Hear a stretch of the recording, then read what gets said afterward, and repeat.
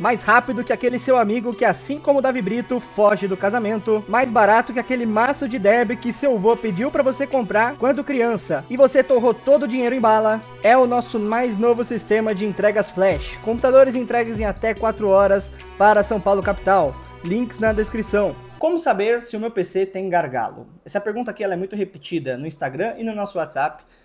Pessoas que estão começando a usar o seu PC ou estão pensando em comprar, querem saber exatamente como a gente faz essa mensuração.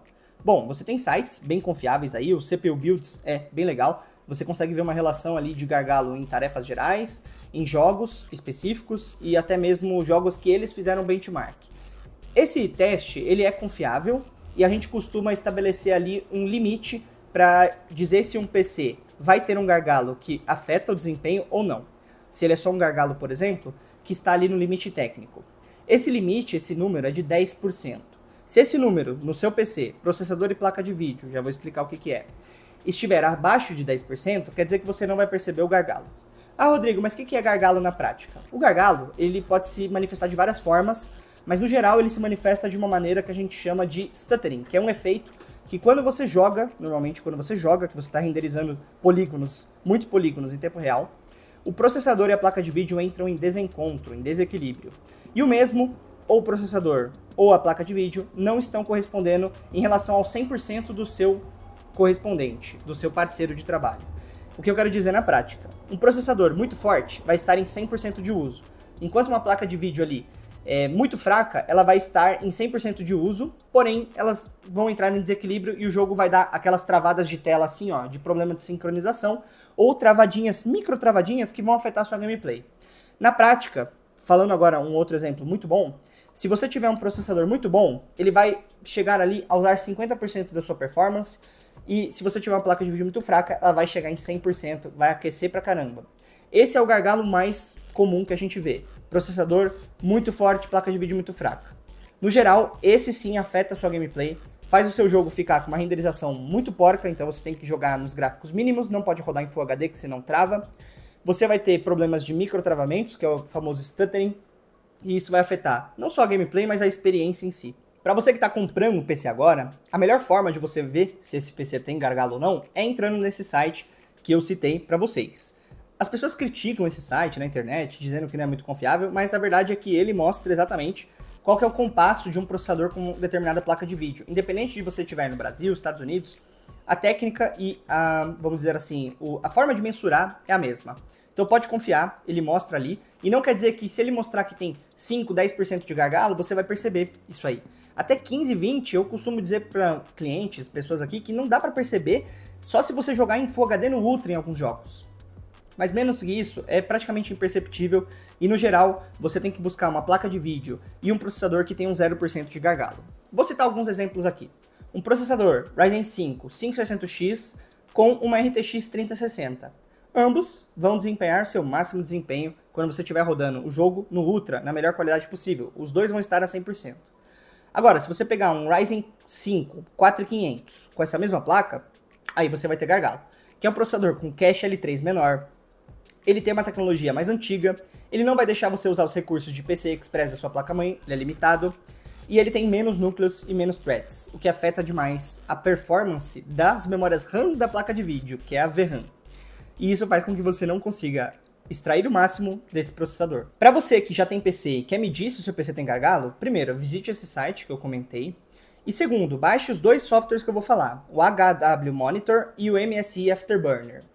Teste softwares e jogos nesses programas e veja qual que é o percentual de uso real, não pelo gerenciador de tarefas, mas por esses softwares, do seu processador e da sua placa de vídeo. Avalie se a temperatura está dentro do esperado, e aí uma temperatura esperada para placa de vídeo é até 85 graus, e processador sem water cooler até 85 graus também, 80 graus, 75. Se tiver water cooler, ele vai chegar ali a 35, 40, 45, 50. Se você estressar muito, ele passa disso, obviamente. Então, a melhor forma é você baixar esses softwares, estressar e ver, pô, tem gargalo ou não tem? Se você já estiver experimentando gargalo e no site está dizendo que assim, o seu processador ele é forte, sua placa de vídeo também, e eles têm equilíbrio, quer dizer que você tem algum problema no seu SSD ou nas suas memórias. Elas não estão em compasso com processador, placa de vídeo e gerenciamento dessa memória em si, das informações que estão sendo passadas do HD para o processador, para a memória RAM, devolvidos para o processador e para a placa de vídeo. Então você vai ter que fazer um estudo. Se você tiver dificuldade com isso, pode chamar a gente ali no WhatsApp que eu te ajudo com essa consultoria, sem nenhum compromisso de venda. A gente só quer ajudar as pessoas aí que são nossos ouvintes do canal. Beleza? Então fica aí esse assunto sobre gargalo. É isso aí. Ryzen 7 5700X 3D versus Ryzen 7 7700. Essa pergunta chegou uma vez só no Instagram para nós e eu vou ser bem breve e sucinto, apesar de eu não fazer um vídeo tão rápido sobre isso. Talvez eu faça um vídeo dedicatório explicando as diferenças técnicas e passando para vocês referências que eu encontrei sobre pessoas que testam falando dos processadores. Bom, para início de conversa, obviamente que você que chegou nesse vídeo sabe que o processador 5700X 3D ele é tecnologia AM4, que é uma tecnologia ainda não descontinuada, porém já obsoleta, né? A gente chama de descontinuado quando a empresa para de fabricar placas-mãe e para de atualizar BIOS dos produtos dela. Ela não parou, mas ela está entrando em obsolescência, ou seja, já é uma geração que tem uma superior. Isso quer dizer que é um processador que não serve para os próximos 5 anos? Não, exatamente o contrário. Um processador Ryzen 7 5700X 3D, chegando no preço que ele está, R$ 1.400, R$ 1.600, ele é um processador muito bom, para você comprar e ficar ainda 5, 6 anos sem querer trocar. E eu tô para dizer para vocês que esse processador vai conservar o seu preço em si, porque como a gente está vendo aí o mercado de placas de vídeo disparar de preços, é bem possível que o mercado de processadores aconteça a mesma coisa daqui a uns anos. Então pode ser que você compre ele por R$ 1.500 hoje e venda daqui a 5 anos por R$ 1.200, R$ 1.300, conservando o seu valor de compra inicial, obviamente descontado pela inflação. Esse processador, comparado com o 7700, ele tem algumas vantagens, porém ele perde quando você compara com memórias de frequência altíssimas, como por exemplo, se você colocar um AM4 com a melhor placa de vídeo de todas e um AM5 com a melhor placa de vídeo de todas e colocar a melhor frequência de memória aqui no AM4 e a melhor frequência do AM5, esse teste já fica desigual. Por quê? O processador com tecnologia AM5, que é o Ryzen 7 7700, ele pode chegar a 6.000 MHz de frequência de memória. Basta você colocar uma memória que tenha ali correlação com a AMD, né, que seja adaptada para placas-mãe AMD, e você faça o overclock dessas memórias que você vai chegar no melhor desempenho possível. Falando sobre esse teste em específico, a tecnologia AM5 ela já está dando paulada na AM4. E eu, particularmente, gosto muito de tecnologia AM5. Os computadores aqui da empresa a gente trocou tudo, nós não estamos usando mais a AM4, porque principalmente o AM5 ele é muito mais rápido para renderizar vídeo, tarefas gerais, e é o que a gente mais usa aqui. Então eu sou um defensor. Agora falando sobre aspectos técnicos, eu vou colocar um comparativo aí na tela, para você ver um pouco mais sobre a diferença dos dois CPUs. No primeiro aspecto, o CPU com tecnologia AM5, né, que é o 7700, ele é 26% mais rápido em gigahertz. Multiplicando os 8 núcleos por 3.8 GHz, que é o seu clock base, você tem ali uma velocidade muito maior do que 8 núcleos vezes 3 GHz, que é o 5700X 3D. A velocidade de memória RAM máxima dos 7700 está datada como 5.200 MHz. A gente sabe que dá para chegar um pouco mais do que isso, tá? Basta você saber fazer. Já do 5700X 3D, ele chega no máximo a 3.200 MHz. Obviamente você consegue chegar a 3.600, fazendo ali um gerenciamento da frequência da memória através da BIOS. Porém não é recomendado, beleza? E isso já é, vamos dizer assim, um exemplo muito forte de que, esses processadores vêm para mudar a forma como a gente encara a realidade do desktop. Além disso, ele tem placa de vídeo integrada, o que é um ponto positivo, e pelo que eu vi, ele não consome muito da capacidade do processador, então ele não deixou capado o processador em si, da AM5. A temperatura operacional, ele é um pouco maior do que o do Ryzen 7 5700X 3D, o que é ruim, né? Nesse teste aqui ele está mostrando que isso é bom, mas isso é ruim. Quer dizer que ele chega mais perto dos 100 graus, o que é um indicativo de chegou no 100 graus, seu PC vai desligar. Tem uma tecnologia de semicondutores 2 nanômetros menor, na prática isso não significa nada para você, só quer dizer que é mais novo, mais tecnológico, e um TDP 40 watts mais baixo, e aí sim a gente está falando de economia. Pessoal, imagina isso ligado todos os dias na sua casa. A sua fonte ela tem a função de estabilizar a corrente, e ela vai utilizar a potência em watts, em idle, por exemplo, do seu PC ali em tarefas gerais, ela vai utilizar a frequência base e ela vai utilizar a menor quantidade possível de energia. Esses 65 watts versus 105, ou seja, 40 watts de diferença, farão uma diferença grande no uso de energia do seu PC a cada segundo. Então, isso é economia também. Não quer dizer que se você pegar esse processador, sua conta de luz vai ficar mais barata em comparação com o 5700X 3D. Algumas fontes não conseguem fazer essa função de estabilização, e isso faz com que o seu PC sempre consuma a mesma quantidade, ou seja, o máximo. Então, vamos dizer assim, se você não tiver uma fonte muito boa, isso aí não muda nada. E a velocidade do Turbo Clock, que é a sua frequência máxima, 5.3 GHz versus 4.1. O que pra mim é o mais importante, porque quer dizer que você consegue mais FPS em jogos, você consegue mais performance em renderização de 3D, vídeos, efeitos, etc.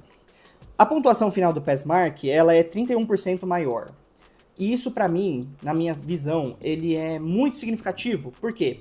O processador, quanto maior a pontuação, melhor ele vai sair em testes gerais, em tarefas, AutoCAD, SketchUp, softwares. Mas não quer dizer que ele vai ser melhor em jogos. O FPS pode ser igual, de um processador com 20 mil e outro processador com 15 mil. O FPS pode ser muito parecido, porque os jogos não utilizam isso para mensurar. Eles usam outras tecnologias e gerenciamento de informações. Alguns processadores têm uns recursos muito bons. E nesse exemplo em específico, a gente costuma usar, né, o cache 3D do 5700X 3D como um aliado tecnológico dos games.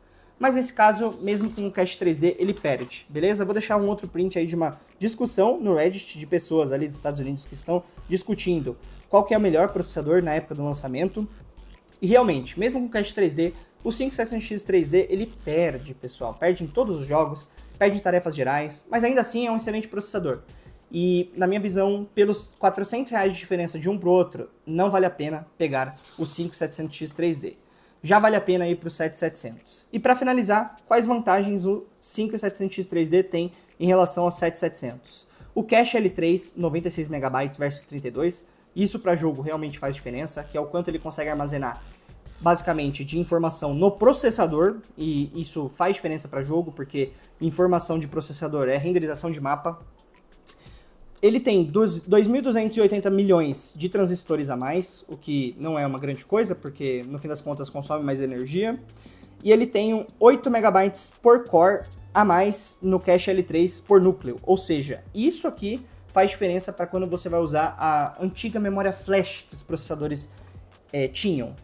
Em renderização de vídeo, você usa isso e para transmissões ao vivo também. Mas fiquem tranquilos, o Ryzen 7 7700 supre tudo isso com uma frequência muito alta e com mais núcleos e com tudo melhor da tecnologia M5. Então, esse comparativo, meu veredito é a M5 na veia. Vale muito mais a pena, tá valendo a pena pagar mais caro. Já tem placas-mãe aí baratas, já tem memória RAM barata e você que vai montar um PC novo, compensa pegar o que é mais novo. Beleza? Qual o melhor chipset para a M5? Essa pergunta aqui veio uma vez só também no nosso Instagram. E eu percebi que tinha muitas buscas em relação a isso, então decidi gravar um vídeo. Para você que não me conhece, eu sou o Rodrigo aqui da 4Gamers, os links estão na descrição, o resto você já sabe. Vou deixar aí no vídeo algumas informações sobre esse comparativo que eu falaria aqui agora, para que você possa ter base e entender o que eu vou falar. Pessoal, é o seguinte, a tecnologia M5 veio para ficar. Nós temos já provas de que ela é mais eficiente, nós temos várias empresas aí interessadas em fabricar produtos para a série M5, placas-mãe, placas de vídeo compatíveis com DLSS e outros recursos, e ela veio para, no Brasil, ser uma linha que, entre aspas, ainda está reservada para a população que tem maior nível de renda. Porém, essa realidade vem mudando. Já temos placas-mãe baratas de marcas como Gigabyte, Asus e até mesmo da Duex, e os processadores estão ficando mais baratos, tanto o processador Ryzen 5 8400F, quanto outras linhas como o Ryzen 7 8700F.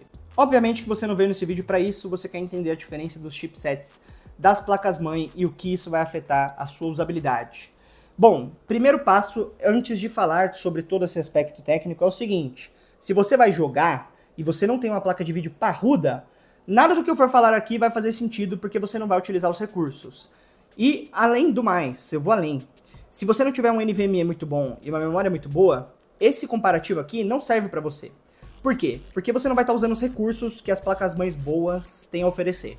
E na prática, você só vai utilizar esses recursos e ganhar FPS ou ganhar eficácia em projetos empresariais, renderização e etc., se você tiver boas peças acompanhando. Por exemplo, uma memória com uma frequência alta de 6.000 MHz, um NVMe tecnologia NV3 com novos recursos que utilizem ali do PCI Express e do PCI do NVMe. Sem isso tudo, você não vai utilizar nenhum recurso das placas-mãe mais top. Então vamos lá para o comparativo de chipsets da tecnologia M5. X870, que é mais raro, B850, B840, X670, B650 e A620. Vamos lá que eu vou explicar um por um. Nós vamos comparar esses chipsets entre 1, 2, 3, 4, 5, 6, 7, 8, 9, 10 diferenciais de recursos. Ambas as placas, todas elas, você já está vendo a imagem na tela, possuem vários recursos compartilhados. Porque na prática, pessoal, a indústria ela precisa otimizar a sua produção. Não vai adiantar ficar produzindo um monte de coisa ali sem sentido, né? Recursos muito individuais, muito característicos, você não tem demanda para isso, só, obviamente, nos países super desenvolvidos, onde as empresas investem em pesquisa e desenvolvimento e elas precisam de placas-mãe mais robustas. Mas para você que é gamer, vamos se ater aos recursos que importam. Por exemplo, a placa de vídeo mais top de toda a geração é a X870E. Vamos comparar ela diretamente com a mais básica, que é a A620M. A X870E tem um PCI Express 5.0 com um slot de 16 ou 2 slots de 8, ou seja, placa-mãe com muito slot de memória. Já a A620M, ela fica limitada ao PCI 4.0, apesar de eu já ter visto as placas que vão sair aí com PCI melhor. E isso na prática faz diferença para game, porque se você tiver uma RTX das novas, ela usa o PCI Express 5.0, que vai utilizar os melhores recursos da sua memória de vídeo, da sua VRAM. Sem isso, você não consegue utilizar o máximo desempenho da placa de vídeo, e aí ela vai ficar, como a gente costuma dizer aqui no hardware, capada. No gerenciamento de memória para armazenamento, no geral, a X870, independente da fabricante, elas têm uma entrada PCI Express 4.0 para NVMe e 4 entradas PCI para NVMe's M2 normais, que são as antigas 4.0. É bastante, não são todas as placas-mãe que têm esse tanto de entrada, mas comparando diretamente com a mais básica, que tem só um chip PCI Express 4.0, aí sim faz diferença, porque aí você colocando um NVMe, por exemplo, com leitura e gravação de 7.000, 6.800 megabytes de leitura, se você não tiver esse PCI 5.0, você não vai utilizar desse tanto de leitura e gravação que ele tem a oferecer.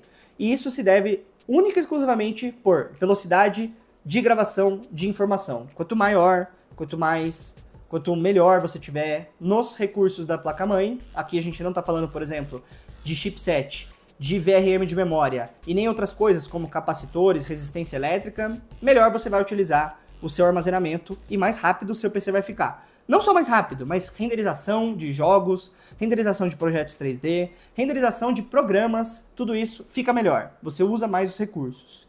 Para você que é gamer e tipo assim, tem uma RTX 4070 Super e você troca a sua placa-mãe só para usar os melhores recursos dela, você já tem um processador top. Na prática, você não vai sentir diferença, porque você já está utilizando muitos recursos de uma placa de vídeo que já é muito forte. Você não vai perceber seu jogo indo de 150 para 200 FPS. Não, o ganho vai ser menor, vai ser de 10 a 15 FPS e você vai poder utilizar outros recursos da NVIDIA. Mas na prática, algumas pessoas são exigentes e querem utilizar o máximo da sua placa. Então se você é exigente, uma placa de vídeo e uma placa-mãe tops farão diferença. Mas vamos continuar aí no comparativo. As placas mais top, as X870E, elas possuem USB de 20 GB por segundo, que é uma tecnologia nova, eu pessoalmente só vi uma vez, e isso aqui no Brasil a gente não usa tanto porque a gente prefere utilizar SSDs e HDs de 4, 10 TB para armazenamento. Os USBs ficam para os dongles, para as outras coisas que a gente costuma utilizar, mouse, teclado, periféricos que utilizam wireless e etc.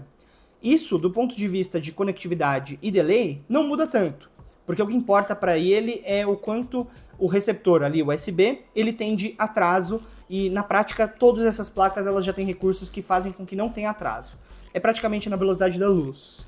Porém, para quem usa recursos de transmissão em USB, como por exemplo algumas memórias intermediárias, aquelas coisas intermitentes, como memórias flash, transmissão de dados via câmera, aí sim faz diferença, porque você vai transmitir dados de uma SD card, por exemplo, muito mais rápido.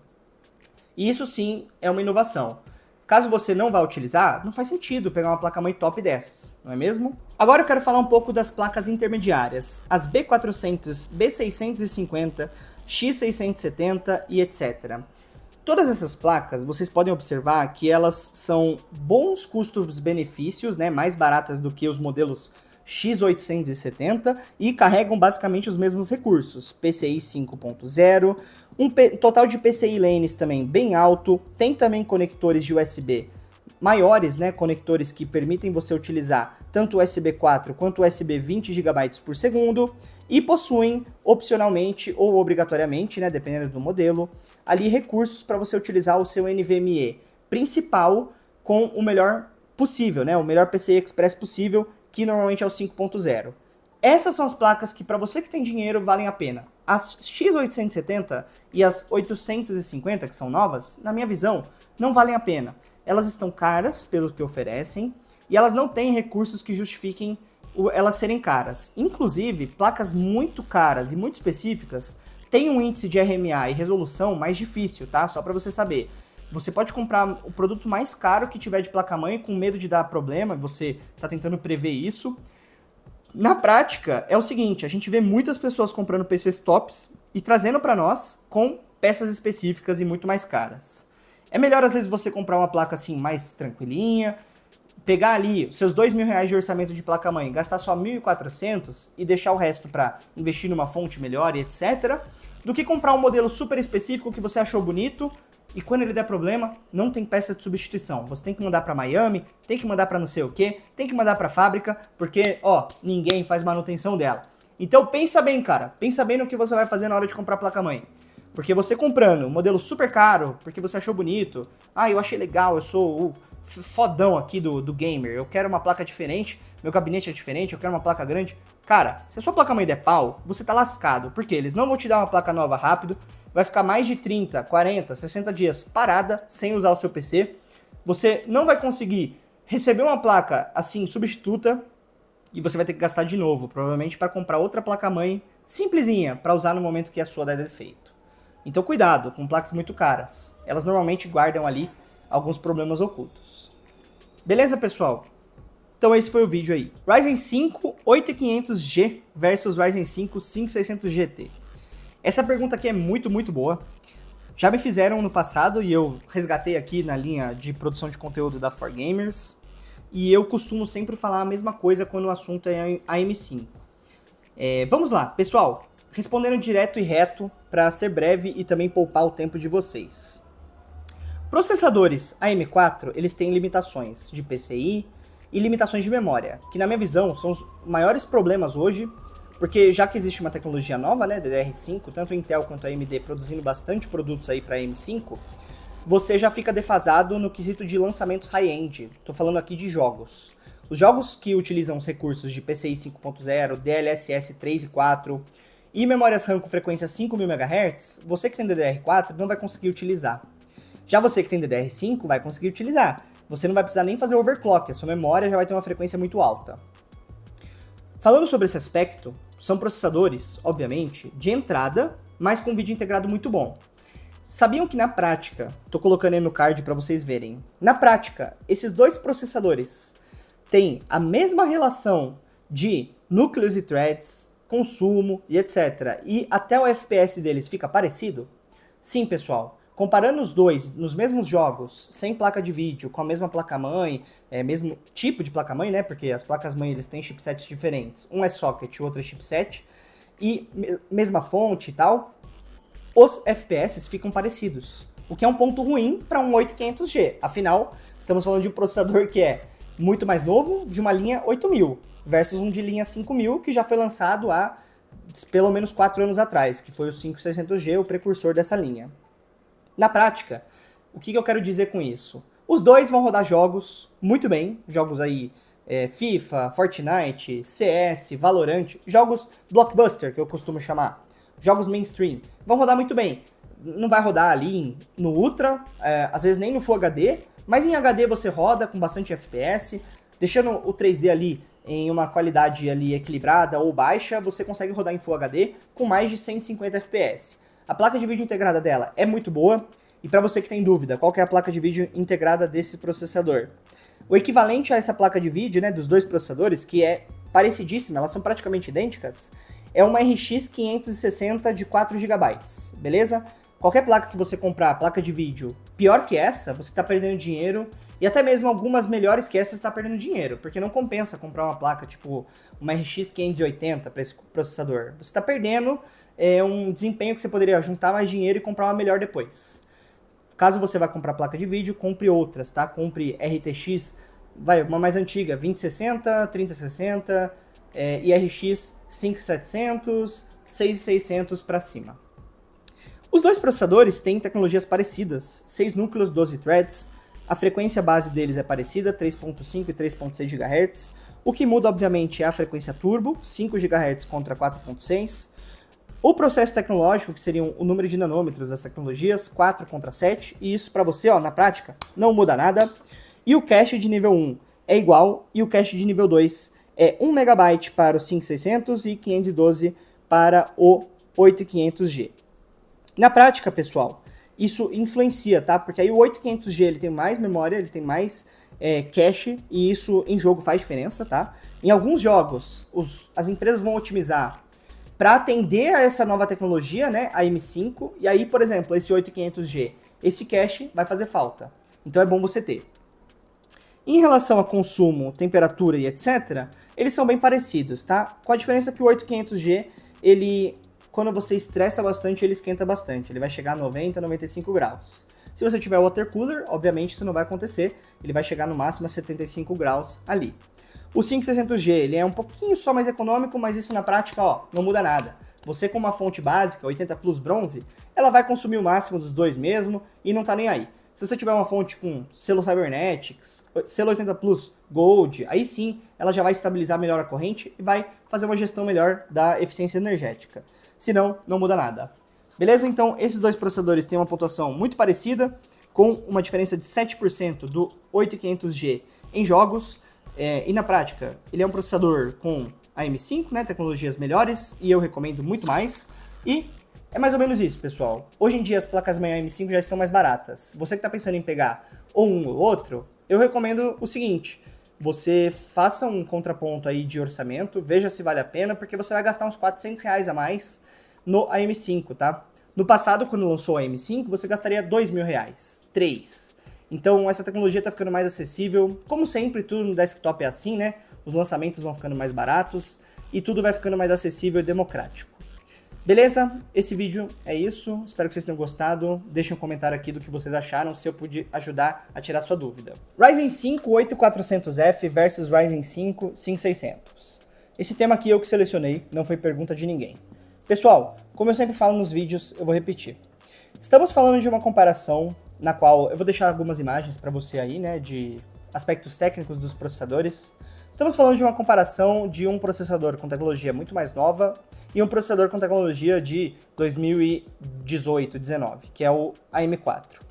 Não quer dizer que um processador é excessivamente melhor que o outro, mas necessariamente mais novo e com mais recursos tecnológicos. Para você que não entende nada de tecnologia, eu vou simplificar, e para você que entende, me desculpe, eu vou ter que dar uma simplificadona aqui. O processador Ryzen 5 8400F, ele vem de uma família de processadores que vai ter suporte até 2027, que a AMD já declarou para nós, e ele vem para suprir a necessidade de processadores básicos DDR5. O preço dele é muito baixo, se comparado a outros processadores, e ele é muito vendido aqui no Brasil, nos Estados Unidos nem tem. Ele tem ali, mas são os famosos OM. Porque lá as pessoas têm maior poder de renda e elas não vão pegar esses processadores que são chamados capados. Por que eu digo que ele é capado? Porque toda a versão da linha 8000 da AMD, já pela própria AMD foi declarada como versões ali só para países que precisam desse processador, que seria processadores novos, linha 5 e baratos. Na prática, eles são processadores que, na hora que eles montaram ali, fizeram a configuração de elétrons, né, o banho de elétrons que a gente costuma chamar no wafer, eles saíram mais fracos que os outros. Então, na prática é isso. Não quer dizer que ele é ruim, mas quer dizer que ele é limitado. Eles são limitados em algumas coisas. O cache deles não é tão grande, o consumo energético é parecidíssimo com a última versão, e o desempenho em jogos, se comparado diretamente, ele é muito parecido. Se colocar a mesma placa de vídeo do Ryzen 5 5600 e do Ryzen 5 8400F, você vai ter uma diferença baixa de FPS. Porém, isso estamos em 2025, pessoal. As empresas estão otimizando ainda os jogos para as linhas AM5. Assim que eles forem avançando, com certeza as tecnologias vão ficar melhores e os jogos vão ficar melhores. E isso na prática é muito importante para você que quer comprar um processador novo, porque você quer ter a melhor tecnologia, você quer ter a BIOS mais atualizada e você quer utilizar os recursos dos lançamentos, né? Os jogos vão utilizar os recursos que o processador tem. Na prática, eu vou ser bem resumido aqui para vocês. Os processadores, os dois, são muito parecidos em performance, mas a gente está falando de uma tecnologia nova, que é a M5, versus uma mais antiga. Não vale a pena pegar a M4 se você está pesquisando esses dois processadores. Só vale a pena a M4 se você tivesse com um processador high-end, por exemplo, um Ryzen 7 5700X 3D, versus um processador mais simples, como um Ryzen 5 9600X. Aí você pode comparar, porque aí um vai ser o dobro do preço, você vai gastar R$4.000 e o outro vai ser 2. Aí vale a pena você fazer a comparação de orçamento, porque o Ryzen 7 vai durar uns 5 anos e o Ryzen 5 vai durar 6, 7 anos. Ou seja, talvez você tenha a economia ali que você faria pegando uma nova geração e pegando uma anterior. Na prática, eu recomendo o AM5 de olho fechado. E deixo para vocês aí, obviamente, os nossos contatos na descrição. Se você tiver dúvidas, quiser ajuda, quiser uma consultoria, nós teremos o maior prazer de te ajudar, sem nenhuma intenção de te vender nada, só para ajudar a comunidade aí que vem fazendo o nosso canal crescer. Então esse vídeo é isso, muito obrigado. Mais um vídeo aí de perguntas e respostas do nosso Instagram. Essa pergunta aqui ela se tornou bem recorrente nos últimos dias e eu vou responder ela aqui nesse vídeo, um vídeo informativo. Vou até colocar aí telas para vocês entenderem do que eu estou falando.